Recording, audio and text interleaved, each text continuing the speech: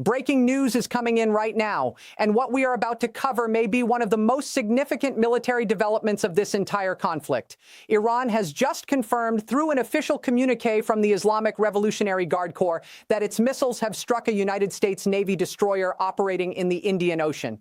This is the 19th official statement released under what Iran is calling Operation True Promise 4. According to Tehran, the strike involved a combination of QR-380 ballistic missiles and Talai cruise missiles hitting a warship that was positioned approximately 600 kilometers from the Iranian coastline. Let us start by understanding exactly how this strike was executed, because the tactical details reveal something that goes far beyond a lucky shot. According to the information available, Iranian forces had been tracking this destroyer for an extended period. They were not waiting for an opening randomly. They were waiting for a specific moment of maximum vulnerability. And that moment came when the American destroyer was in the process of refueling at sea, physically connected by fuel hose to a supply vessel. When a warship is refueling at sea, its maneuverability is severely limited. The crew is engaged in complex logistical operations rather than combat readiness. The physical connection between the two vessels creates a constrained situation that reduces the ship's ability to take evasive action.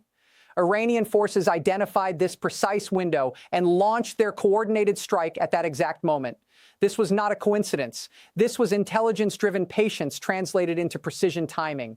The weapon combination used makes the tactical picture even more significant. The QR-380 is a medium-range ballistic missile that uses liquid fuel and is capable of maneuvering during its re-entry phase. It travels at hypersonic velocities on its terminal approach, which means it is extraordinarily difficult to intercept. The Talai cruise missiles fly at extremely low altitude, essentially hugging the surface of the water, specifically designed to fly beneath radar coverage and strike at the waterline. What Iran appears to have done is combine both systems in a coordinated saturation strike. The ballistic missiles came from above at hypersonic speed, while the cruise missiles came in low from a different angle simultaneously. The objective was to overwhelm the ship's defensive systems by forcing them to deal with two completely different threat profiles at the same time. That is not improvisation. That is a professionally planned anti-ship operation. Now let us talk about what kind of ship we are discussing here, because understanding the target makes what Iran is claiming truly extraordinary. The Arleigh Burke class destroyer is the backbone of the United States Navy. These ships represent some of the most sophisticated surface combatants ever built. We are talking about vessels approximately 155 meters in length, displacing over 9,500 tons, carrying a crew of more than 300 personnel. Each ship costs in the range of $2 billion. These destroyers are equipped with the Aegis Combat System, which is essentially an advanced electronic shield that can simultaneously track hundreds of targets within a 300-kilometer radius. They carry 90 vertical launch cells capable of firing standard missiles for aerial defense. They carry Tomahawk cruise missiles for land strikes. They carry anti-submarine rockets. They are equipped with close-in weapon systems capable of firing thousands of rounds per minute, specifically to destroy incoming missiles at close range. In short, the Arleigh Burke destroyer was designed precisely to defend against the kind of attack Iran says it just successfully executed. The fact that Iranian missiles reportedly penetrated these defenses, if confirmed, is not a minor tactical note. It is a statement about the current state of missile technology versus naval defense systems. The supply vessel struck alongside the destroyer reportedly adds another $500 million in losses and was carrying approximately 160,000 barrels of fuel. The images and reports describing fires and smoke visible from a significant distance are consistent with what a strike on a fully fueled supply vessel would produce. At this point, it is important to talk about what the information landscape looks like right now, because the silence from certain quarters is itself informative. Iranian state media, IRGC-affiliated agencies, including Tasnim, Yemeni media, which serves as a strategic ally and communications amplifier for Tehran, Russian agencies, including Sputnik, and Chinese state media, have all carried this information. Multiple independent regional outlets operating outside the Western information sphere are reporting consistent details. The Pentagon has neither confirmed nor denied. And here's why that matters. When Iranian missile attacks miss or cause minimal damage, American military spokespersons are typically rapid and detailed in their public statements. When the USS Abraham Lincoln Carrier Strike Group reportedly absorbed a hit last week, and now when a destroyer is reportedly struck, the response is silence, evaluation, and careful message management. The pattern is recognizable. Silence in this context is not neutral. It is a form of communication that tells you something important about the severity of what may have actually occurred. Let us step back and look at the strategic implications of what Iran is claiming, because if accurate, this completely redefines deterrence in the region. For decades, the operating assumption underlying American naval power projection has been that no adversary would dare attack a U.S. Navy warship in international waters, and that even if they tried, the layered defensive systems on American surface combatants would make such an attack suicidal for the attacker and unsuccessful in execution. That assumption has been the foundation of American naval supremacy, not just in the Persian Gulf, but across the broader Indo-Pacific theater. Last week, the reported strike on the USS Abraham Lincoln aircraft carrier was already a significant challenge to that assumption. Aircraft carriers are the crown jewels of American naval power. They are the platforms around which entire strike groups are organized, the symbols of American military reach and political will. A successful strike on a carrier, even a partial one, would be historically unprecedented in the modern era. Now, if confirmed, we have a strike on a destroyer in the Indian Ocean, not the Persian Gulf, not a constrained waterway, the open ocean. This geographic shift matters enormously, because it means Iranian strike capability is not confined to the narrow waters near its own coastline, where proximity might explain the reach.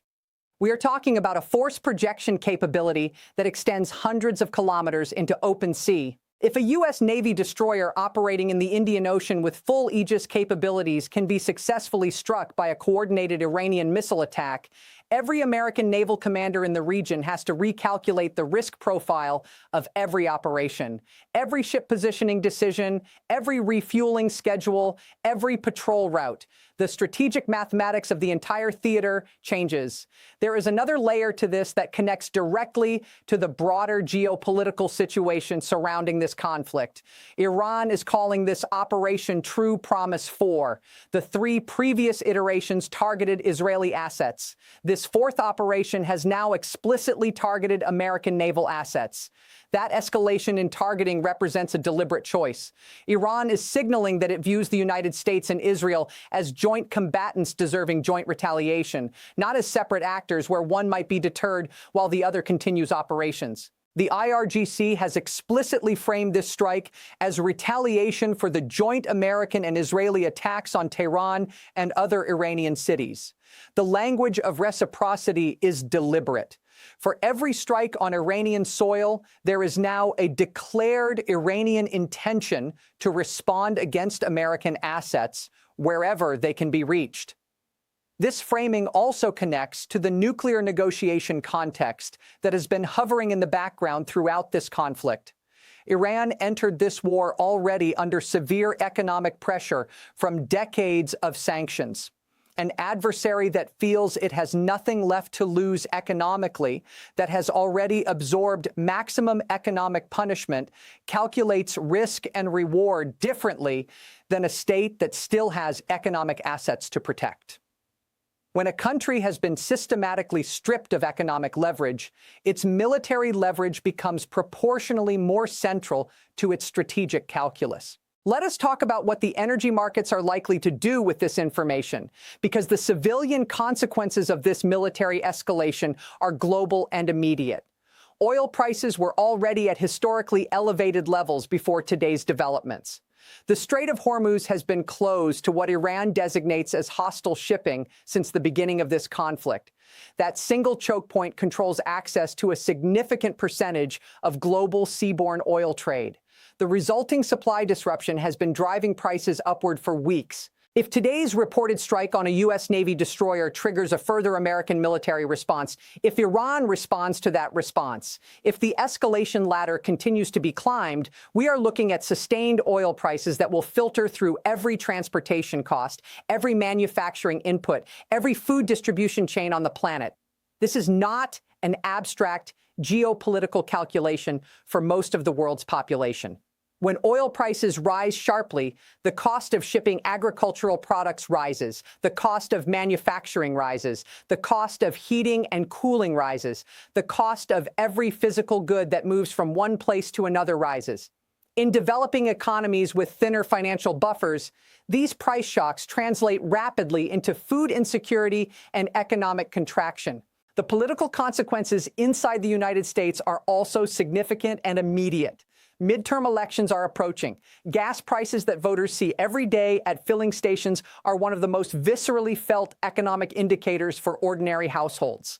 An administration conducting a costly war that is directly correlated with rising costs at the pump faces a very specific political pressure that economic abstractions do not capture.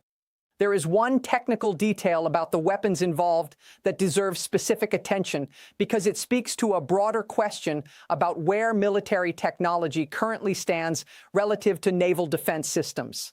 The QR-380 ballistic missile is a hypersonic terminal weapon.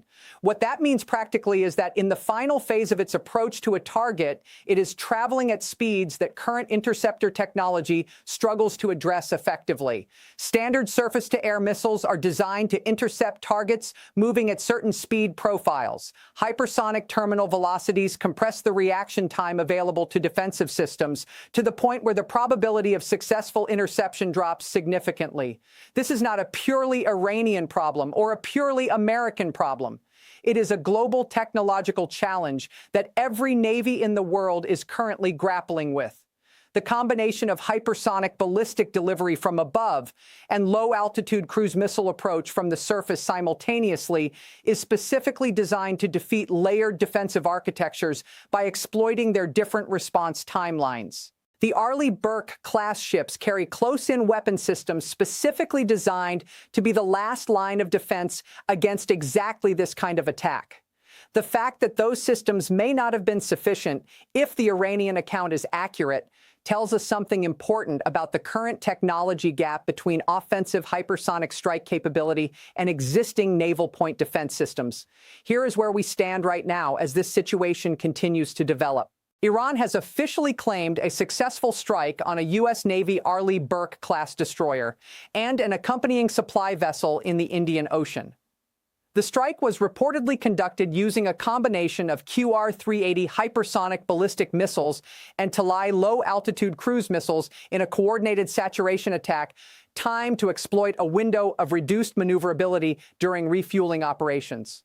The reported financial value of the assets struck exceeds $2.5 billion. The Pentagon has neither confirmed nor denied. Multiple non-Western media organizations operating independently of American and Israeli information management are carrying consistent details of this account. The absence of rapid American denial, which historically appears quickly when Iranian claims are inaccurate or greatly exaggerated, is notable. If this account is accurate, we have entered a new phase of this conflict, one in which the open ocean is no longer a sanctuary for American naval assets. One in which Iranian hypersonic missile capability has demonstrated operational effectiveness against the most sophisticated surface combatant in the U.S. Navy inventory, and one in which every diplomatic calculation, every military positioning decision, and every energy market price is going to be recalibrated. The full picture will become clearer in the coming hours and days. But what is already clear is that something significant has happened, that the information landscape around it is being managed carefully by the parties with the most to lose from full disclosure, and that the consequences are going to be felt well beyond the Indian Ocean.